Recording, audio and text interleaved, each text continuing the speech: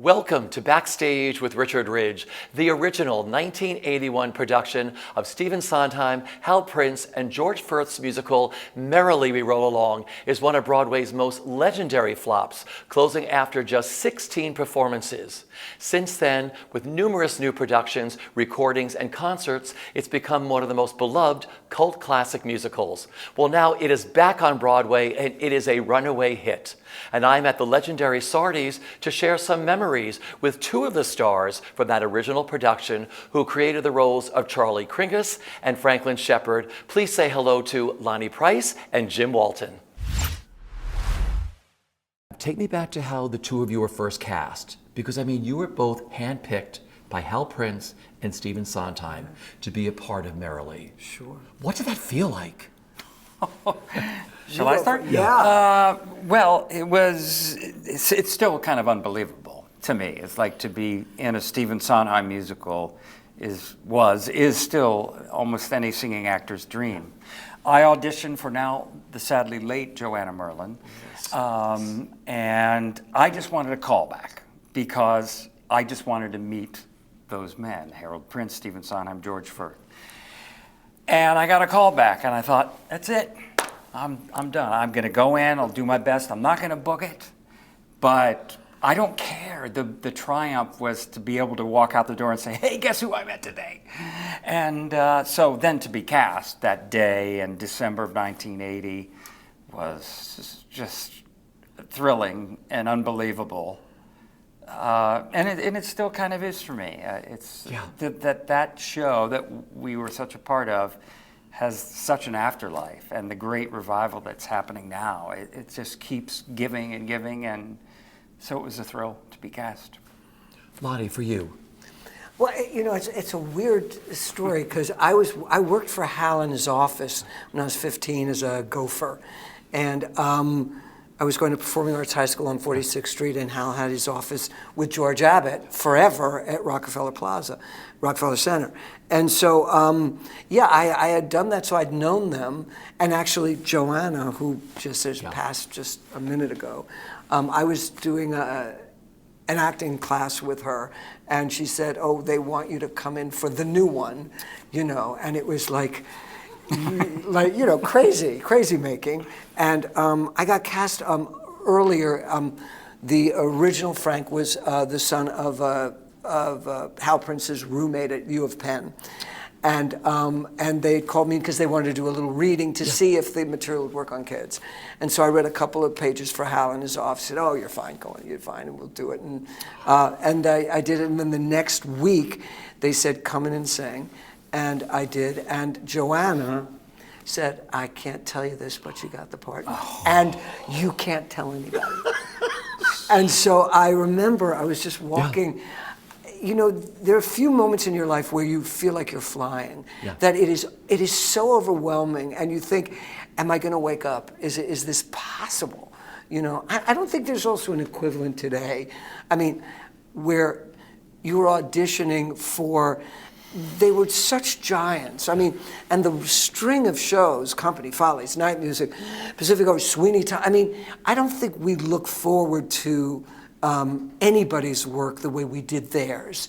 And it was like the new one, you know what I mean? And every year or 2 years we'd get another masterpiece. So it was, it was just dumb.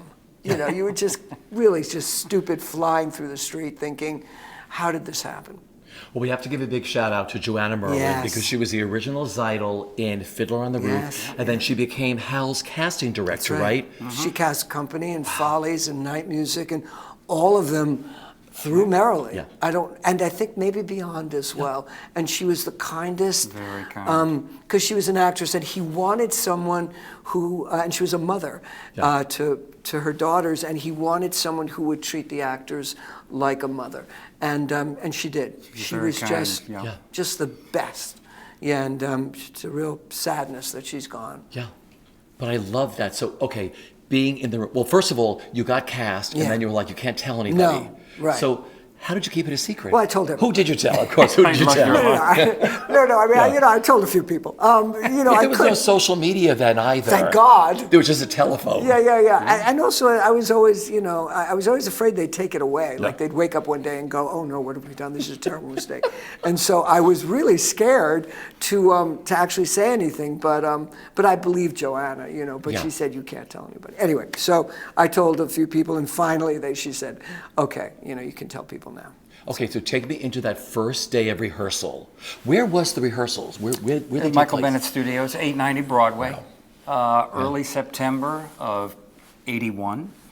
I don't really have a lot of memories of the first day, except, it's like being initiated and meeting the cast, really, because some auditioned after that day, like Annie Morrison and others came in after the big day at Minskoff Studios. But I think didn't we read through the script? Sure. And Steve sat and played songs at the piano, and we looked at the design of the set and costumes, etc., and Hal spoke with excitement and about the show. Hal's opening speeches are legendary. Yeah. They are. It's like a kid with the greatest Christmas present they've ever gotten, and he wants to share it with everybody. And he's so inspiring, and so you just thought, let me at it.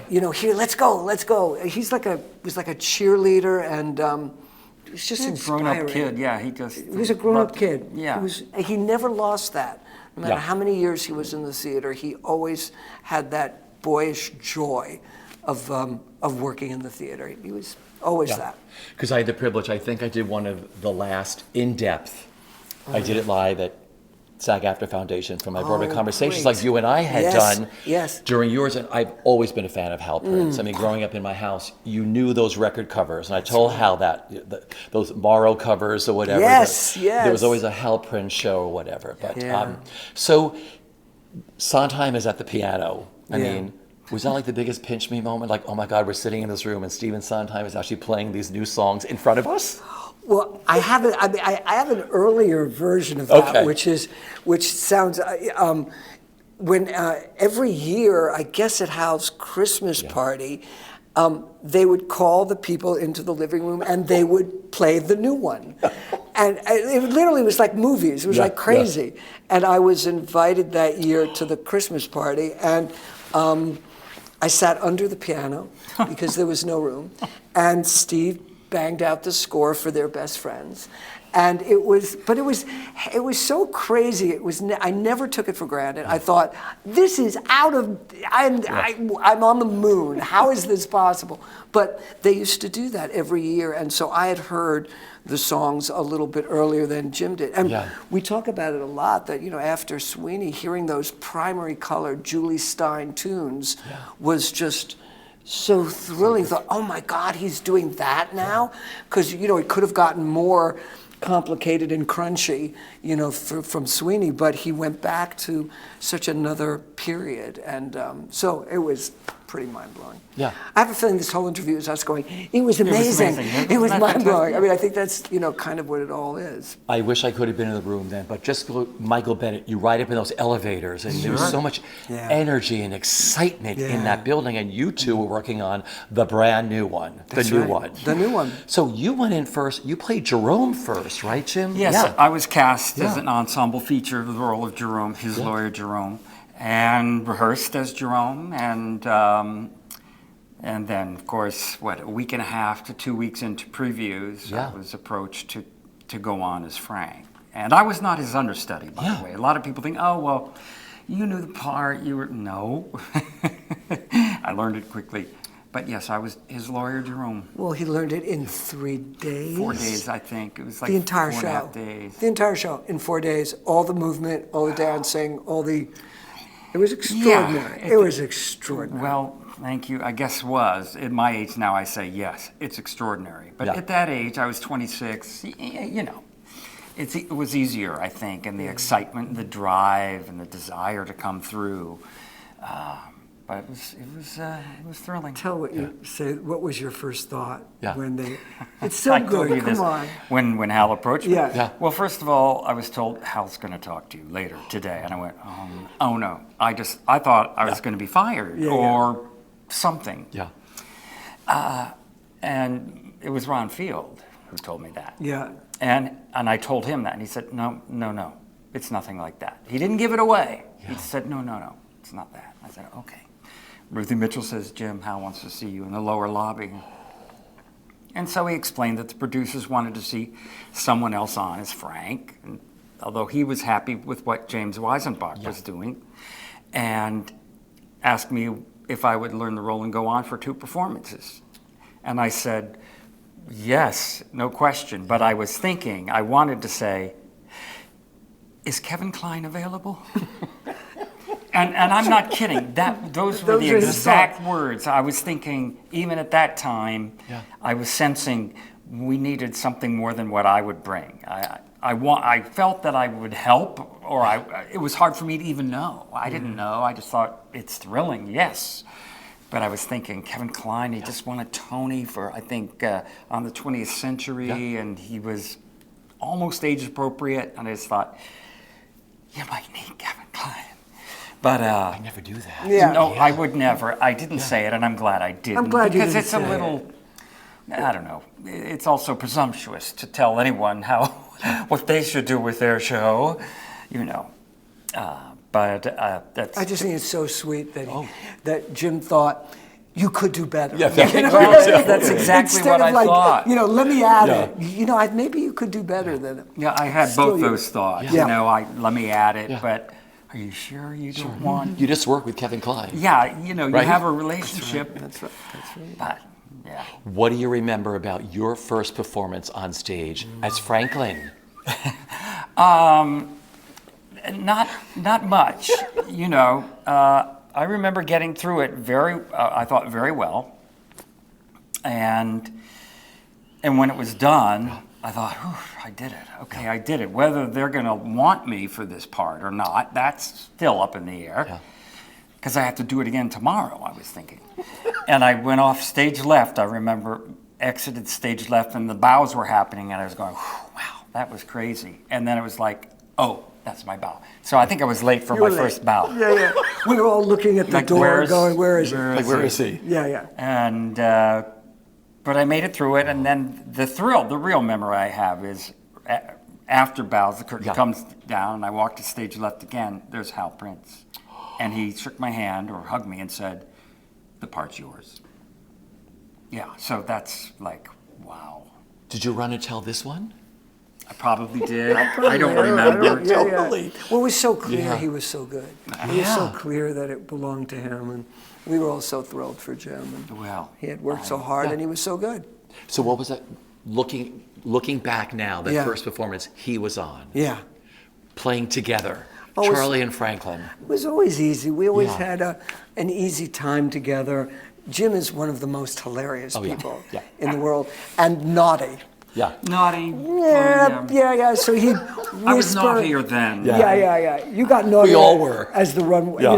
As the runway. As he got a little comfortable, he got. So Jim whispers things in your ear to make you laugh and that kind of thing. But no, I was delighted. I was just. We felt like a real triumvirate. It felt like this is right when we had him. Yeah. It was fun. He and Annie especially, and the others. But it was fun to be on stage with them. Fun is such an odd term, but it was comfortable. Yeah. They made me feel very comfortable. You were all around the same age, and you were all in this together. Yeah. So that becomes your family, and you're like, I love being with these people. Yeah. 8 shows a week, and in the rehearsal room and everything else. Sure. Take me back to the rehearsal room. So there you are in the rehearsal rooms with Hal, Steve, George Firth.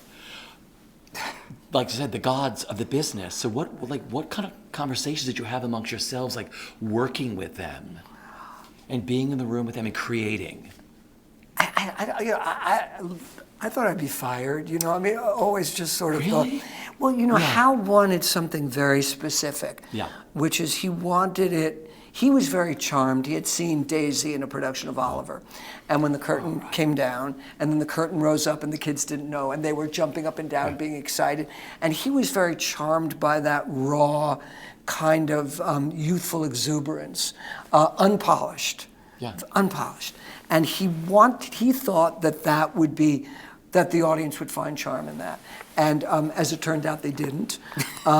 They didn't find charm in that. But he thought, he kept thinking, I think I was too professional or something. He wanted something a little less Polished. polished, I guess. I don't know. And so we had a couple of conversations. I thought, oh, he's good. He's going to fight. But then after the first preview, he stopped saying any of that. I mean, he was happy with what I was doing, but because he really did want a kind of amateurish kind of thing. That was his meta idea. Where these were kids. We were not playing. We were kids playing at these roles, so that by the end of the show, you'd say, oh, those kids will not make the mistake of the characters they played. It was a great meta idea, really hard to pull off. And so, and then as the previews went on, and Jim, very polished, came in, they decided, oh no, we better shine it up a little bit because the audience is not finding so much charm in amateurism. Interesting, because I meant to tell you earlier, I saw the original production twice. I saw the first preview. Oh my goodness. And I saw it like after you had gone in. It might have been the end of your first week. Wow. I loved it. Oh, I'm so I loved everything about it because I thought they were reinventing themselves, you know, Sondheim and Prince, taking themselves in a whole different direction. Yeah.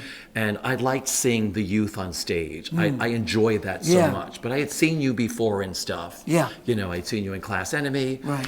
And I just enjoyed all of that. I knew that Daisy was his daughter. And I mean, it was fascinating. And that score was beautiful. Oh my God, You know? amazing. So at what point did you both realize that this was not working? Like from an audience's standpoint? Sure. Yeah. Well, the first preview or even Really? the dress run, the gypsy run. Yeah. Yeah, that first scene, which was rewritten probably daily, and it had, you know, jokes in it, and they weren't laughing. And you could feel their restlessness. And so the first sort of 20 minutes, it felt like, this is not what the reaction we had hoped for.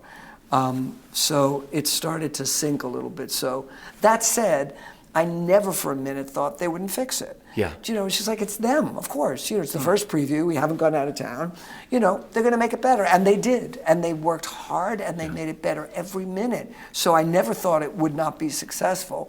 But it started really roughly. And a lot of walkouts, too. And a lot of walkouts. Not just... But you lack could of- see from the stage, You could right? see it happening, and also top of Act 2, you could see that the balcony was basically empty, meaning they either left or moved down. Yeah. And we remember during previews, I think, seeing that there were people in the balcony. Top of Act 2, we were under the revolving set, like under the bleachers or something, and we could peek through and see the audience before we were doing the scene. And you or someone went, oh my God, there are people in the balcony. Yeah. It's like, oh, what? Oh my God, we're gonna run. Yeah. It was a as we huge. got closer to the It was opening, we thought, oh, they're staying. And then as the show went on, the audience basically, for the most part, remained. There were Yes. far fewer walkouts. So we were confident at Yeah. least by the time we opened, I thought, okay. And they thought so too. I think Hal and Steve really thought so too. I think they were not prepared at all for that.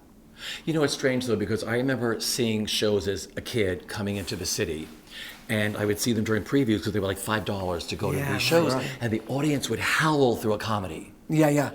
And then it would open, and the reviews would come out, and they called it a stinker. And then I'd go back, and the theater was half empty, because it's like someone told them you're not supposed to like Very this. true. But yet Absolutely. everybody liked this beforehand, and people Yeah. fell in love with this during the second, third, fourth, third week of previews. Because you had, what, 52 previews? Something 7 like weeks that. of previews. Yeah. Right? It was like 52. Yeah, I think think that's so. probably right. Yeah. And then 16 performances. But it was interesting. During the early part, audiences were laughing through all this stuff and enjoying it, but then they're told not to have a good time and not to go. It's true. It's true. Right? Yeah. And then but also I guess the word of mouth wasn't Yeah. strong enough to build.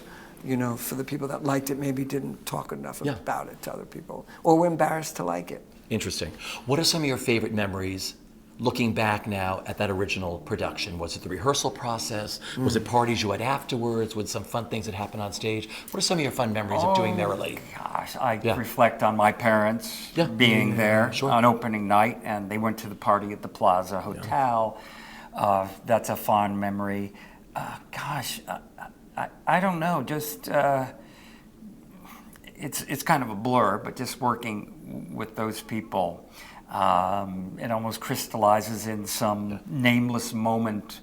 I think it's Ann Morrison who tells the story, and maybe I feel I witnessed it or was part of it, but maybe I'm seeing it through her eyes about when there was a big pileup after the curtain came down and everybody's celebrating, and Steve Sondheim saw the pileup and ran and jumped into the pile. I must have been a part of it because I was in the cast.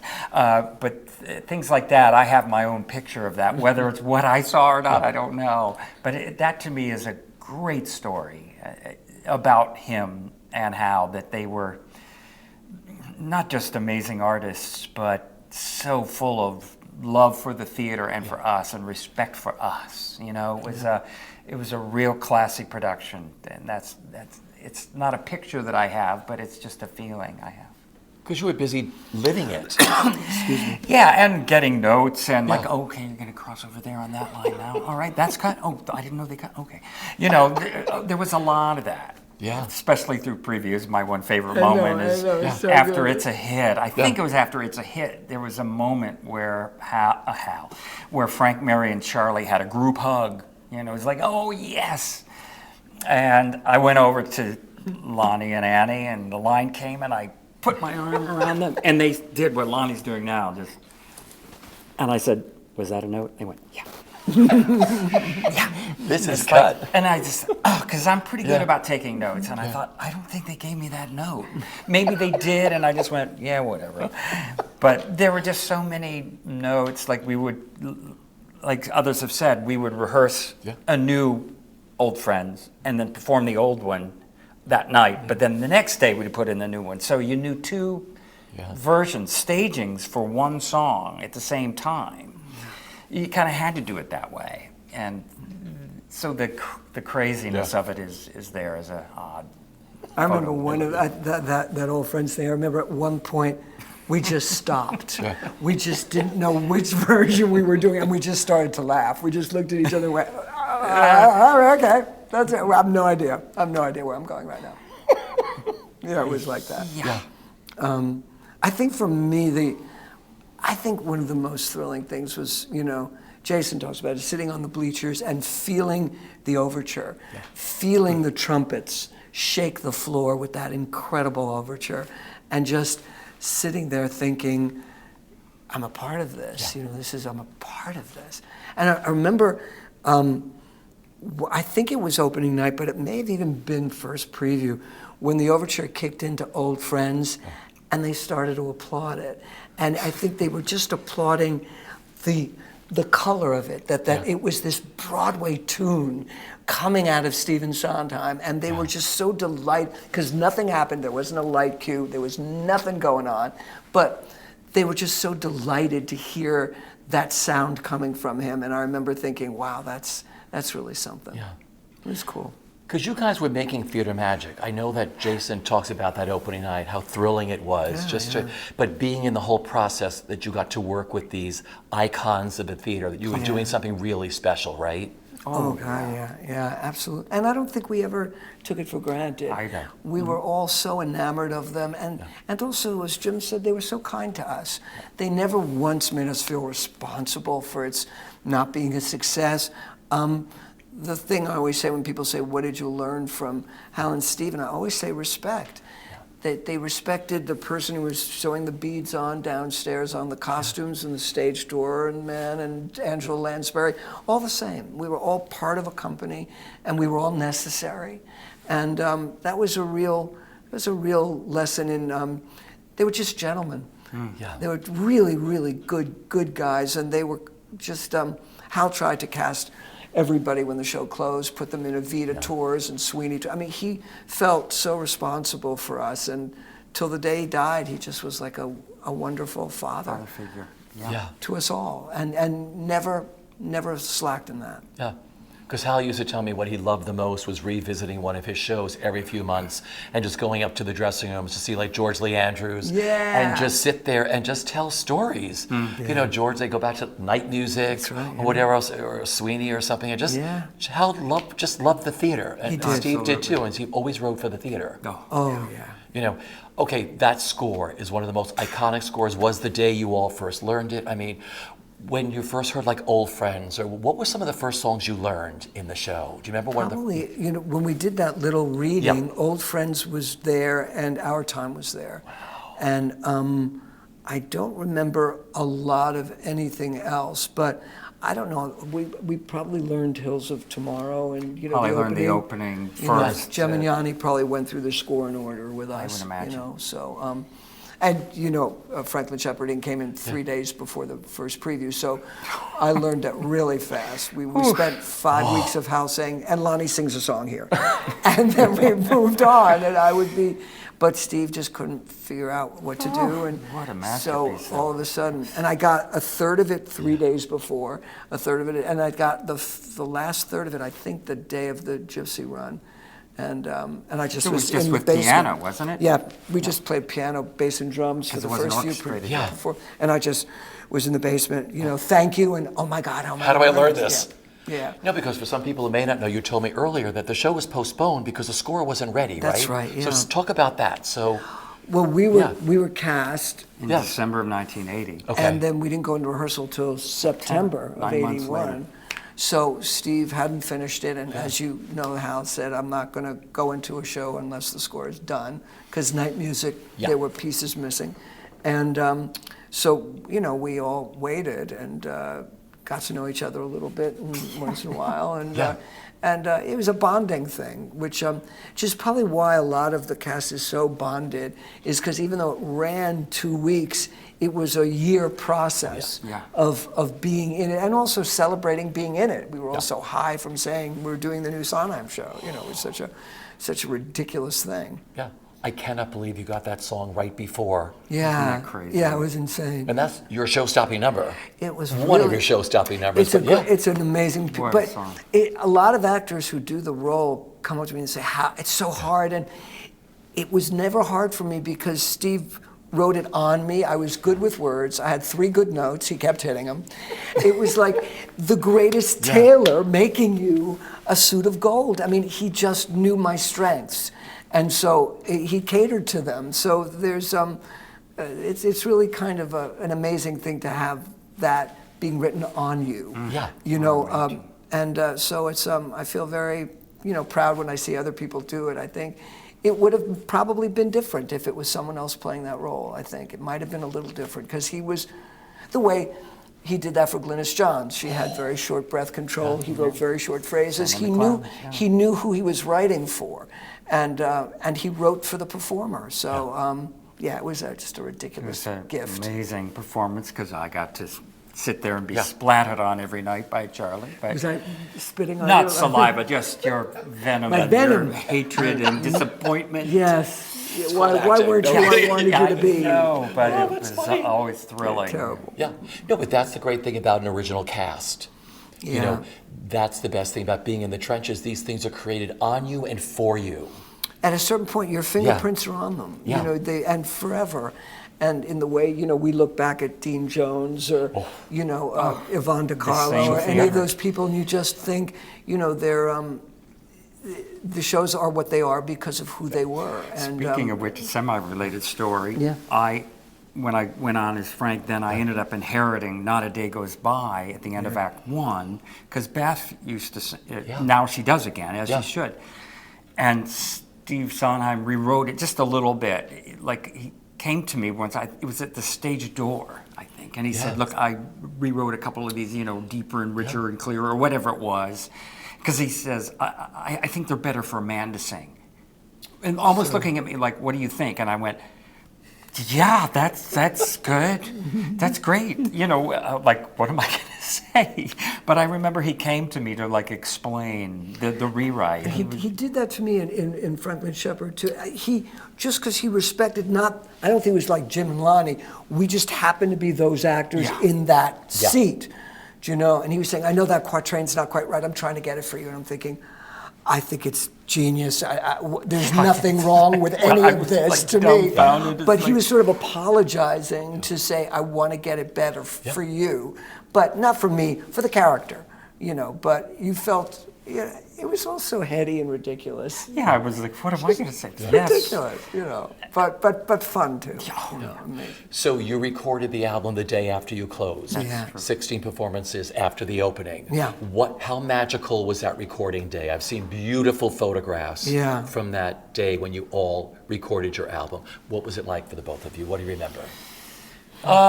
It's funny, I kind of remember it because of those photos. I look at it and I'm kind of remembering the photos a little bit. But it was a thrill to be in that huge studio, RCA Studio A, I think it was, with the orchestra in the studio. And there was a little stage with microphones on stands, maybe and some booms. So it was exciting for me because when they told us we're going to do the original cast recording, I thought, okay, that's it. It's done. This show will be a success because all we need is a good record of this amazing score. And I was going to be so proud to be on it. I'm still beyond proud to be a part of it. And so it was thrilling to do this, especially for Steve Sondheim, and whom we all just believed in and still do so fully. So it was more of a proud moment to stand by the show, and I knew it was terrific. My work, well, whatever, but the show, the score, just brilliant. So it was I was proud.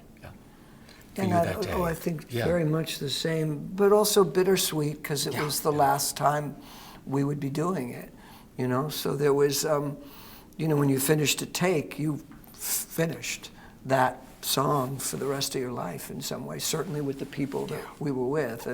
And so it was, you know, we grew up with those albums.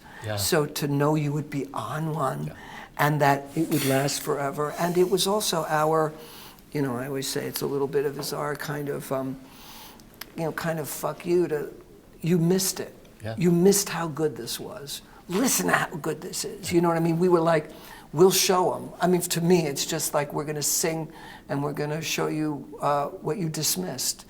And thank God. And by the way, the album was, you know, RCA wanted to pull it. And how RCA did not have to record it because it didn't run long enough. And Hal said, you'll never get another one of Steve's if you pull this. And he made them do it, which is why we were talking about it. The album cover is a picture of Steve. And it's us kind of around the periphery. It doesn't look like an original cast album. The back of it does. Because they didn't want to do it. They sold it as songs of Stephen Sondheim. I mean, that's kind of what it looks like. It almost looks like a memorial picture of him. Like he passed and like... He looked very serious, and then there's the Hirschfeld of us around it. But it was them really saying, no, we don't think this is worth having. So because I believe we first heard it wasn't going to be recorded. Maybe. Like the last week of the run, the second week. And then went, oh, that's too bad. And then maybe 3 days, 4 days before, we're going to do it. I went, okay. That's it. That would have been a tragedy. It's a gorgeous cast recording. It is. I know we have to wrap up soon, but we have to talk about your documentary. Okay, sure. It is one of the best documentaries ever made on anything. Oh my God. Well, I sat with you when this was released. Please tell everybody the title of this documentary. It's called The Best Worst Thing That Ever Could Have Happened, which is part of a lyric, or most of a lyric. Best thing that ever could have happened. It's part of Now You Know. Yeah. People should watch that because it's so beautiful. I mean, it just tells you the whole entire, because you uncovered all these incredible footage reels, because ABC was going to do a documentary on the making of, and then the show wasn't going to be a hit, and they pulled it. You found all those incredible reels, right? Yeah, we found them. It took us a long time, but we finally uncovered them, and I'm really proud of the doc, and it's it tells the story of it tells our story. Finally, if you could just sum up what being a part of Merrily has meant to each of you. as we wrap up here? I know it's a big question, but Excuse me. but I just figured you got to work on something that is so. Oh, yeah. It's become a huge hit now. It's become a huge hit. It's Yeah, back on Broadway. yeah, That's yeah. all around the world between So concerts and recordings. It's the hottest ticket in town now. Yeah. And it should have been the first time around, but it is now. Yeah. You know. Yeah, it's And a lot of it wonderful. has to do with your cast album too. I'm telling you kids that.